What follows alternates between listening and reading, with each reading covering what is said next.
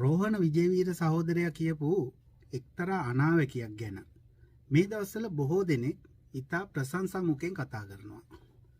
මොකද්ද මේ කතාව? එතුමා කිව්වයි කියලා කියන්නේ මෙන්න මෙහෙම කතාවක්. සුදු අධිරාජ්‍යවාදීන් කන්ද උඩරට අඩි 5000කට වඩා උස්ස භූමිය කපලා විනාශ කරලා තේවගා කරා. ඊට පස්සේ කළු සුද්දෝ ඉතිරි වනාන්තර ටිකත් කපලා මහා විනාශයක් සිදු කරමින් ඉන්නවා. මේ මහා විනාශය නැවැත්තුවේ නැත්තම් දශක 3-4ක් ඉදිරියට යද්දී නායයෑම් සෝදාපාලුව ගම් වතුර කඳු කඩා වැටීම මගින් ජන ජීවිත සංහාරයක් සිදු වෙනවාමයි. මේ මාතෘභූමියේ භූගෝලීය තත්ත්වය අනුව ස්වාභාවික පරිසරයේ සමතුලිත බව රැකීමට නම් අනිවාර්යෙන් අඩි 5000කට වඩා උස භූමීන් වනගත කළ යුතුයි. මේ මහා විනාශය දැන්වත් නවත්තපල්ලා. තොපියසේ නොකළහොත් එදාට මා ජීවතුන් අතර සිටියත් නොසිටියත් මේ කඳු නායෑම් වලින් 100,000 ගාණෙන් ජනතාව මිය යෑම වළක්වන්න බෑ. රෝහණ විජේවීර කිව්වා කියලා කියන්නේ මෙන්න මේ වගේ කතාවක්. දැන් මේ කතාව අහන ඕන කෙනෙකුට හිතෙනවා රෝහණ විජේවීර සහෝදරයා කොයිතරම් දුර දකින මනසක් තිබුණ කෙනෙක්ද කියලා. ඒ හින්දාම අපි හොයලා බැලුවා විජේවීර සහෝදරයා කොහොමද මේ අනාවැකිය කිව්වේ කියන කාරණේ. අන්න එතනදි තමයි වැටහුනේ මේක විජේවීර සහෝදරයාගේ ස්වතන්ත්‍ර කතාවක් නෙවෙයි කියන එක. විජේවීර සහෝදරයාට කලින් මේ කතාව මේ විදිහටම කියපු කෙනෙක් හිටියා. එහෙනම් විජේවීරට කලින් මේ කතාව කිව්වේ කවුද? ඒ කතාව ඉස්සෙල්ලම කිව්වේ දොස්තර එස්.ඒ. වික්‍රමසිංහ මහත්තයා. ඔහු තමයි ශ්‍රී ලංකා කොමියුනිස්ට් පක්ෂයේ නිර්මාතෘවරයා. කන්ද උඩරට පාරිසරික විනාශය නිසා ඇතිවිය හැකි තත්ත්වයන් වගේම මේ රට සංවර්ධනය කිරීමේ අලුත් මාවතක් ගැන කරුණු පෙන්නලා එතුමා පොතක් ලිව්වා. දොස්තර වික්‍රමසිංහ ලියපු ඒ පොතේ නම තමයි ඉදිරි මඟ. රෝහණ විජේවීර සහෝදරයාගේ දේශපාලන තිඹිරගේ උනේත් මෙන්න මේ දොස්තර වික්‍රමසිංහගේ මේ කියන කොමියුනිස්ට් පක්ෂෙම තමයි. ඒ නිසා දොස්තර වික්‍රමසිංහගේ මේ පොත විජේවීර ළඟත් අත්පොතක් හැටියට තිබුණා. විජේවීර තමන්ගේ කියලා දේශපාලන ව්‍යාපාරයක් පටන් ගන්න වෙලාවේ තමන්ගේ පාක්ෂිකයන් දැනුවත් කරන්න අලුත් ක්‍රමවේදයක් නිර්මාණය කරා. ඒ තමයි පාක්ෂිකයන්ගේ දේශපාලන දැනුම වෙනුවෙන් පන්ති 5ක් ආරම්භ කිරීම. අන්නේ පන්ති 5 විදියට නිර්මාණය කරපු ක්‍රමවේදයේ සුප්‍රකට පන්ති 5 සන්දර්භය නිර්මාණය කරද්දි තමයි මේ දොස්තර වික්‍රමසිංහගේ මේ ඉදිරි මඟ කියන පොතේ කරුණු රෝහණ විජේවීර සහෝදරයා අමුවෙන්ම කොපි කරලා තියෙන්නේ කියන එකට ඕනතරම් සාක්ෂි මේ වෙනකොට අපිට ලැබිලා තියෙනවා. විජේවීර සහෝදරයාගේ පෞද්ගලික සහකාර විදියට හිටපු කල්යාණ කරුණාරත්න කියන මහත්තයා තමයි ඒකට අද තින්න හොඳම සාක්ෂිය. එතුමා පොතකුත් ලියලා තියෙනවා. ඒ පොතෙත් මේ ගැන විශේෂයෙන් කරුණු සඳහන් වෙලා තියෙනවා. මේ ඉන්නේ එතුමා තමයි. තවත් එකක් කියන්න ඕන. විජේවීර සහෝදරයා මේ පන්ති 5 ආරම්භ කරේ ජනතා විමුක්ති පෙරමුණ වෙනුවෙන්ම නෙවෙයි. ඒ කාලේ ජනතා විමුක්ති පෙරමුණ ගොඩ නැගිලා තිබුණේ නැහැ. ජවිපේ හදන්න මුලින්ම සාකච්ඡාව පටන් ගත්තේ 1965 මැයි 14 වෙනිදා ගාල්ලේ අක්මීමන සාකච්ඡාවෙන් පස්සේ. ඒ අක්මීමන ඉන්කම් ටැක්ස් කරු එහෙමත් නැත්නම් WT කරුණාරත්නගේ ගෙදරදී. ඊට අවුරුදු කීපයකට කලින් ක්‍රියාත්මක වුණේ විජේවීරගේ නායකත්වයෙන් ගොඩනගලා තිබුණු ලංකාලයින් කියන දේශපාලන ව්‍යාපාරය තමයි. හැබැයි දොස්තර වික්‍රමසිංහගේ විජේවීර සහෝදරයාගේ උපාය මාර්ගයේ නම් ලොකු වෙනසක් තිබුණා. මේ කතාව එක වුණාට මේ අඩි 5000කට වැඩි කඳුකර ප්‍රදේශ නැවත ප්‍රකෘති කළ යුතුයි කියලා දොස්තර වික්‍රමසිංහ කිව්වේ මේ තියෙන පාරිසරික බලපෑම ගැන හිතලා වුණත් තමන්ගේ පන්ති 5ට මේ කරුණ රෝහණ විජේවීර සහෝදරයා යොදාගත්තේ යම්කිසි ජාතිවාදී පදනමකින් කියන එක අපිට මේ කරුණු බලද්දී පැහැදිලිව පේන්න තියෙනවා. මෙන්න මෙහෙමයි ඒක උනේ. විජේවීර සහෝදරයාගේ දේශපාලන ගමනේ මුල ඉඳන්ම ඉන්දියන් විරෝධී ආකල්ප මත තමයි ඉදිරියට ගියේ. ඒ හින්දා එයා වතු ආශ්‍රිතව ජීවත් වුණු ඉන්දියානු සම්භාවයක් සහිත ද්‍රවිඩ ජනතාව ගැන දැඩි නොකමැත්තකින් ජීවත් වුණා. ඒ හින්දා ඒ නොකමැත්ත ඔහු සමාජගත කළේ මෙන්න මේ ඉන්දියානු ව්‍යාප්තවාදය කියන මේ පන්ති පහේ එක පන්තියක් හරහා තමයි. මේක තමයි පන්ති පහේ දෙවෙනි පන්තිය හැටියට නම් කරලා තිබුණේ. මේ පන්තියේදී සනාථ කරන්න උත්සාහ කරේ ඉන්දියාව අනාදිමත් කාලෙක ඉඳන් ආසියාවේ අනික් රටවල් පුංචි රටවල් තමන්ගේ ප්‍රාන්ත විදියට සලකලා කටයුතු කරනවායි කියන කාරණේ තමයි.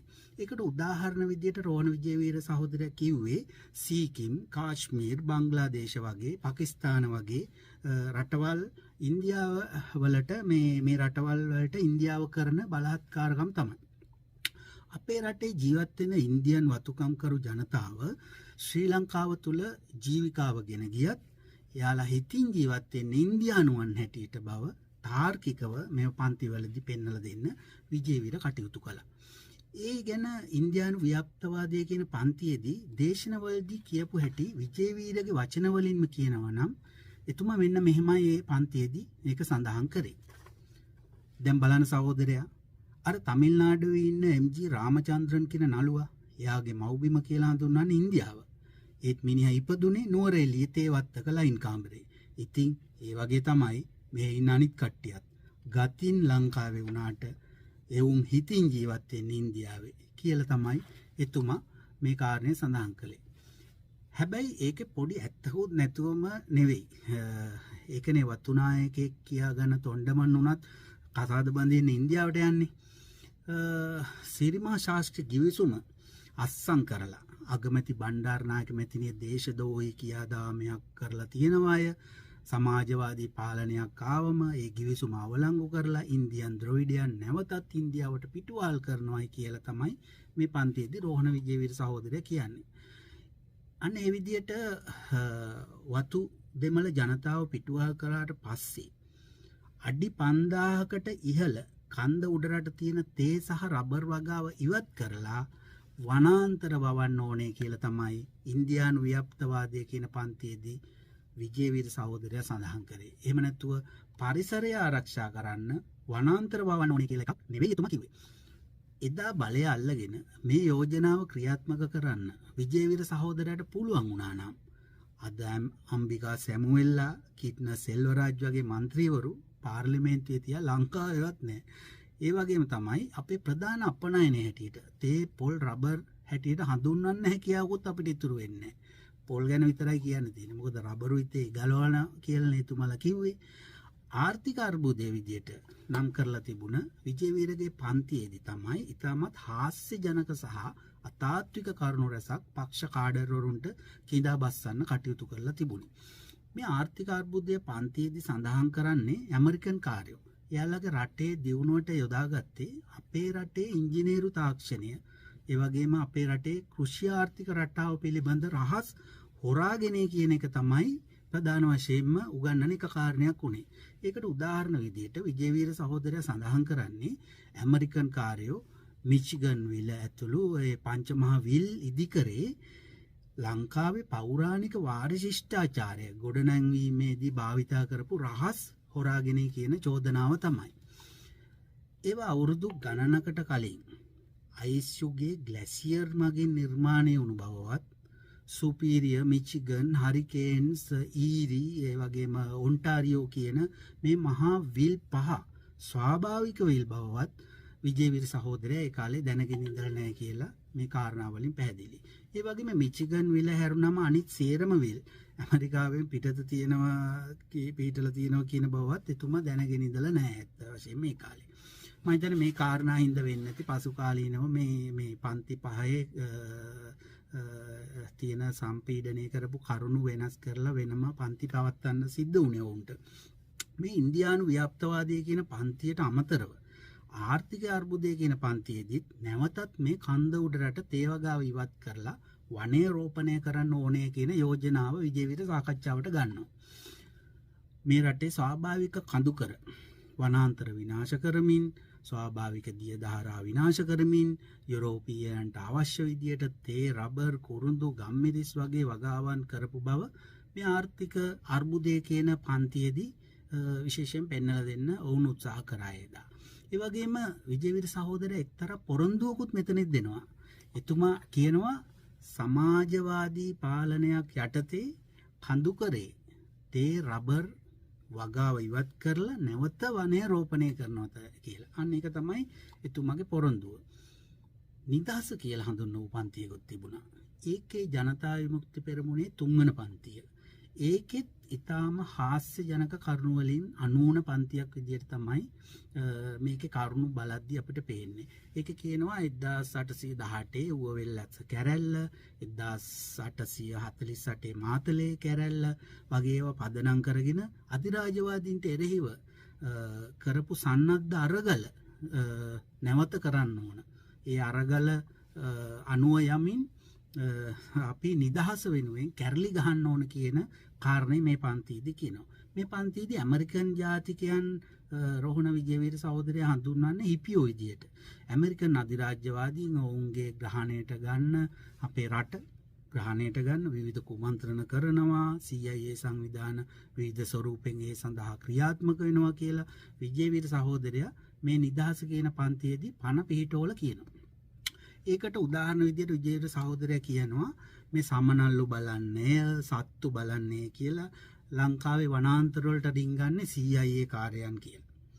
ඒ විතරක් නෙවෙයි ලංකාවේ මිනින්දෝරු දෙපාර්තමේන්තුවේ වැඩි හරියක් ඉන්නේ CIA කාර්යෝ කියලා තමයි විජේවීර සහෝදරයා මේ පන්තියේදී ඉගෙනුවේ.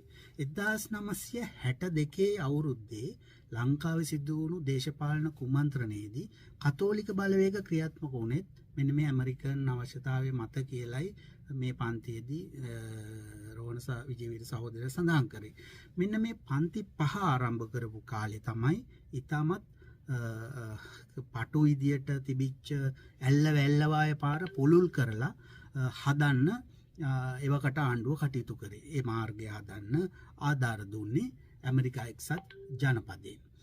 ඒ පාර පුළුල් කරලා හදන එක විජේවීර සහෝදරයා දැක්කේ ටිකක් අමුතු විදියට. එතුමා එක්තරා පන්තියක මෙන්න මෙහෙම කියනවා. සහෝදරයා දැන් ඔය ඇල්ල වැල්ලවාය පාර හදන්නේ ධනපති ආණ්ඩුවට සල්ලි දෙන්නේ කවුද දන්නවද? ඒ සල්ලි දෙන්නේ ඇමරිකන් කාර්යෝ, CIA කාර්යෝ. උන්ට අවශ්‍ය වෙලා තියෙන්නේ මේ රට ආක්‍රමණය කරන්න අවශ්‍ය මූල සැලසුම් එක් පියවරක් හැටියට තමයි මූල පියවරක් හැටියට තමයි මේ පාර පුළුල්ල කරන්නේ.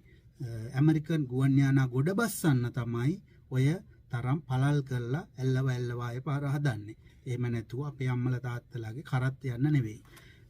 එතුමා කියන්නේ මේ ඇල්ලවැල්ලවාය පාර පුළුල් කරලා විශාල කරලා හදන්නේ ඇමරිකන් ගුවන් යානා ගොඩ බාන්නේ කියලා තමයි.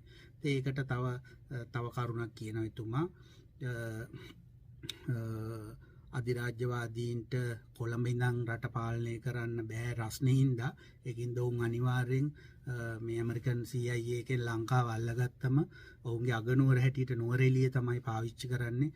මවුන්ට් බැටන් සාමිත් ලංකාව බ්‍රිතාන්‍ය පාලන කාලේ පාලනය කරේ නුවරඑළිය ඉඳගෙන.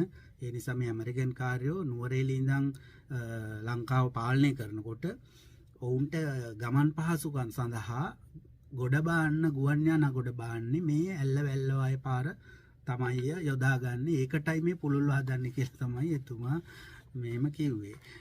එහෙනම් ඉතින් දැන් රෝහණ විජේවීරගේ තුන්කල් දක්නා නුවණ ගැන ඔයාලා හැමෝටම පැහැදිලිනේ.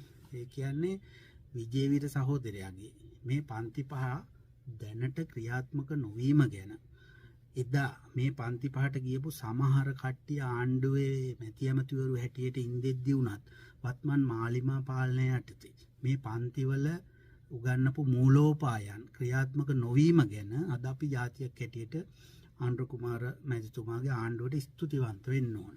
ඒ වගේම තමයි මොකද පන්ති 5ේදී උගන්වපු අද ක්‍රියාත්මක වුණා නම් රෝහණ විජේවීරගේ දර්ශනය ක්‍රියාත්මක වුණා නම් ආර්ථික වශයෙන් ඇත්ත වශයෙන්ම ජාතික සහ ජාත්‍යන්තර වශයෙන් වුණත් අද විශාල අකරදැබ්බයකට මුහුණ දෙන්න අපිට සිද්ධ වෙනවා අනිවාර්යෙන්.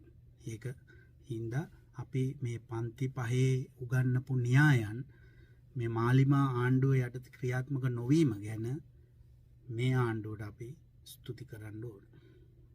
බොහොම ස්තුතියි.